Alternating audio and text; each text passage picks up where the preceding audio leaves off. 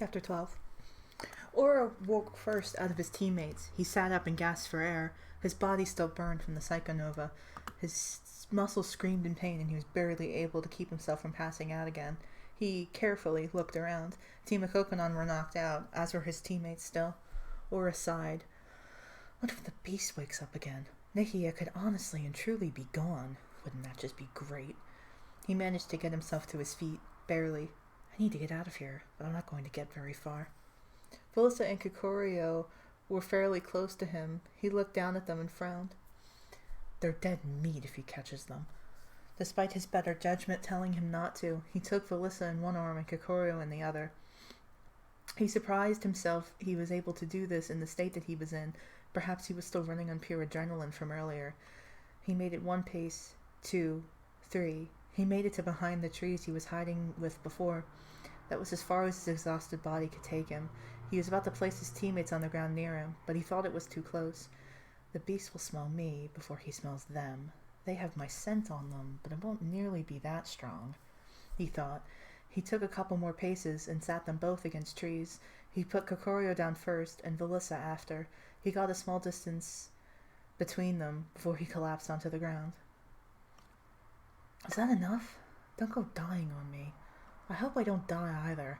That would be so boring, he thought as he felt his consciousness fading.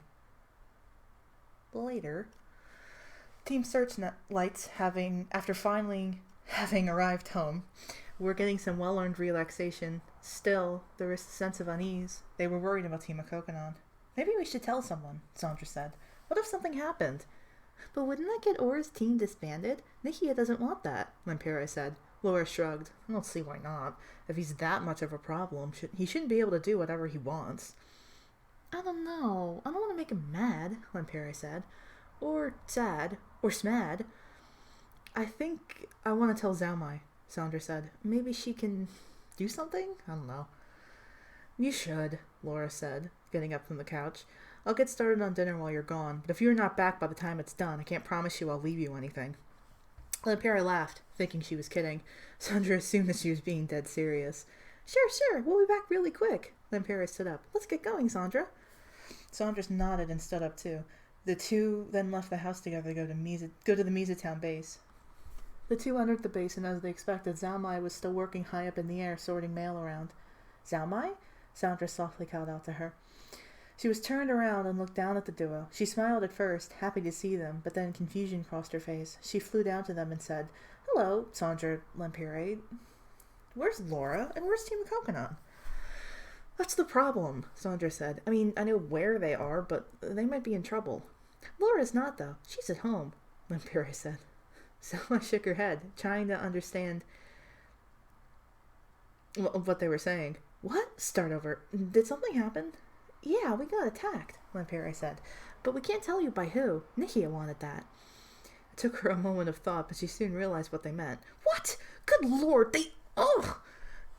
She flicked her wings multiple times in agitation. Goodness gracious! She was clearly fuming mad. Were you hurt at all? No, Felicia's got us to safety, but then she went back to the fight. No, excuse me.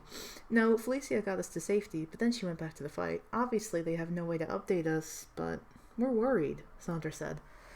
I'll go. Give me a moment. Xiaomai flew back to her desk and put up a "Be back in 5" sign on it. She then flew back. I can check on them. Believe it or not, I can put up a fight. I'll see what I can do. I'll stop by your base later with an update, all right? I needed to anyway. Oh, you did? Sandra said. Yes, I wanted to check on your living conditions at your base. It's a bunch of regulation, but it's only positives, don't worry. You just focus on resting up from your adventure with Team Kokonan, and I'll deal with this mess. Thank you, Xiaomai, Lampere said. See you later. See you later, Xiaomai said, leaving the base first. Whew, I feel better doing that, Lampere said. Let's hurry back, though. I'm hungry. I don't think Laura was kidding about the eating our share of dinner thing either, Sandra said. So definitely, yeah. What? No, she was. I'm just getting really hungry. Lampere grabbed Sandra's hand. Let's go. Sandra felt his face get warm, and the words he wanted to say were lost somewhere, so he just nodded as a reply. When Sandra and Lampere arrived back at the base, Laura was already done making dinner. She was sitting at the dining room table with her arms crossed. Oh no! I hope you weren't waiting too long, Lampere said. She walked in first with Sandra behind her. They were still holding hands. Ew, Laura said. You think you can just walk into my house doing that? Sandra's face immediately turned bright red, while Lempiere looked confused. Doing what? Lempiere asked, incidentally letting go of Sandra's hand as she walked ahead of him. He followed after her with his head down. Nothing. Excuse me, never mind, Laura said. Just sit. The two sat down and the team began eating dinner. You know what we should do tomorrow? Laura asked. Go to the Overgrown Weasel dojo. Sandra asked. Oh, it's this dojo at the south part of Town. A weasel guy lives there apparently, and he trains people, Lempiere said. We're underpowered, and if exploration teams go around fighting each other for fun, we're going to need to get stronger fast, Laura said. Who knows? Not that those snakes know about us. It might be a matter of time before they do fight us. Sandra thought about what she said, finding nothing to disagree with. You're right. I need to get stronger. Not just you, but that would be a good start, Laura said, entirely joking, but it still made Sandra feel bad. Stop making fun of Sandra. He'll learn his fire moves eventually, Lempiere said. Well, I hope so, even though the thought of making fire still terrifies me, Sandra thought, sighing. Meanwhile... Felicia, wake up! Felicia awoke with a jolt, ready to fight, but once she saw Zalmai in front of her, she calmed down. Zalmai! The Perugly said, sitting upright. Before she could reply, Zalmai cut her off. Yes! What in the world happened here? You got into a fight with Team Suspiro, but I don't see anyone anywhere. She flew over to Nikia. I tried waking Arioris and Nikia, but neither one budged. Wait! Felicia cried, standing up. Don't get near Nikki! Zalmai, startled, backed away quietly. Let me check on him. You check on Ari, Felicia added, picking up the satchel nearby her. All right, Zalmai replied, going to do that. Author's note, I am so sorry for yawning. Carefully going over to him, Felicia kneeled beside Nikia to check on him. He indeed was still KO'd and looked to be in an uncomfortable rest, still seeming in pain. She was greatly debating on trying to wake him with a reviver seed. She knew he couldn't possibly wake up still poisoned, but she was still too scared to test that theory. Felicia! Zalmai called out. I think something's wrong with Arioris. Zalmai's words snapped Felicia out of her thoughts, and she nearly tripped over herself to get over to Arioris. His breathing was shallow and his heart rate was faint. No, Felicia said. Did he? Zalmai carefully asked. When she checked on him the first time, she didn't pay that close of attention. If she had known how bad of shape he was in, she would have alerted Felicia sooner. Can you carry Ari? Felicia asked, her voice breaking as she was trying to fight back tears. Please, I can't get him and Nikki. I'll try, Zalmai said. Carefully, she lifted the Miastic in her arms. He was taller than her, but surprisingly, she had little trouble carrying him. Felicia ran over and put Nikia on her back. Wordlessly, she darted off, with Zalmai following behind. Later. Jumping from branch to branch, her eyes stayed glued to the ground. The high trees so close in proximity were easy to traverse, and it allowed her to clear a large distance in a small amount of time. Plus, what she was looking for would easily stand out against the green grass and the occasional brown dirt patch. She saw something, some colors that didn't belong. She jumped back to the branch she was previously on to take a closer look. On the ground were what looked to be an Arbok, Superior, and Surviper. And the Arbok and Superior were propped against trees sitting upright. The Surviper, on the other hand, was passed out face down on the ground. She gasped.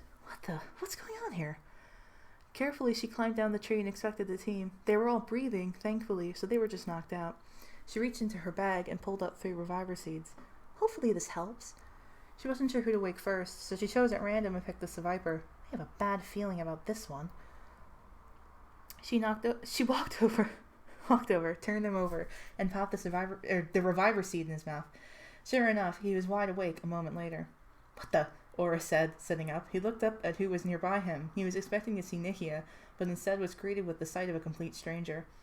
The woman in front of Oura looked to be Konoichi,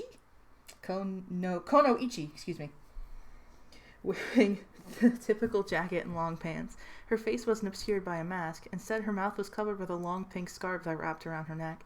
The torso section of the jacket was a yellow color, but the rest of the jacket was a dark blue.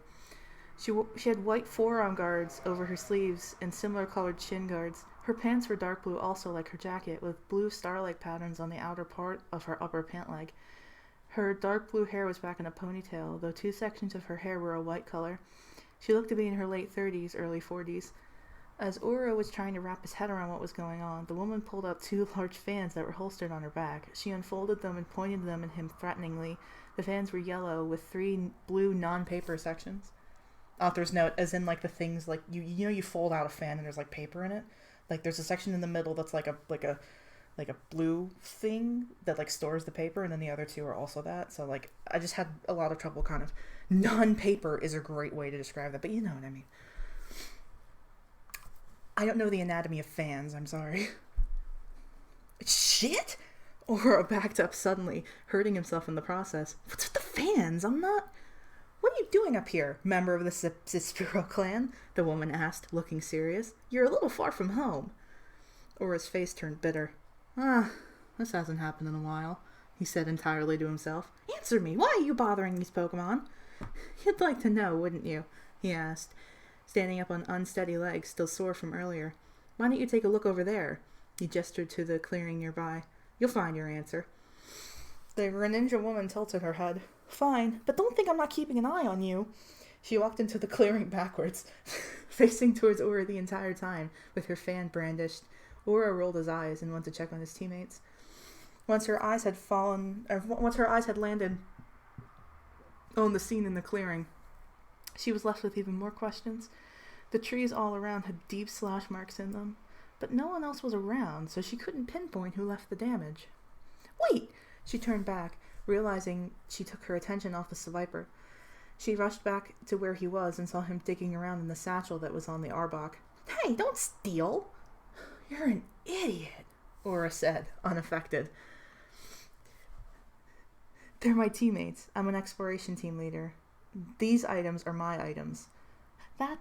She blinked twice, unable to process what she was seeing. Who left those slash marks on the trees? Did you do that?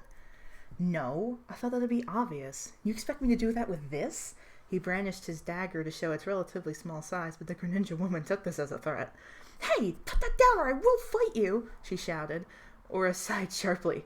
Well, anyway, he said, putting his dagger away. Didn't you see him? The beast? He did that. The woman looked confused. I didn't see anyone. What? Oura stopped looking around in Kokorio's satchel to check the clearing. Indeed, Nihia, Arioris, and Felicia were gone. Great. Hopefully that's only a good thing. He turned his attention back to the satchel and presented the woman with a badge. An official exploration team badge. She examined it closer. It said a name, Oura Bane, and species, Seviper.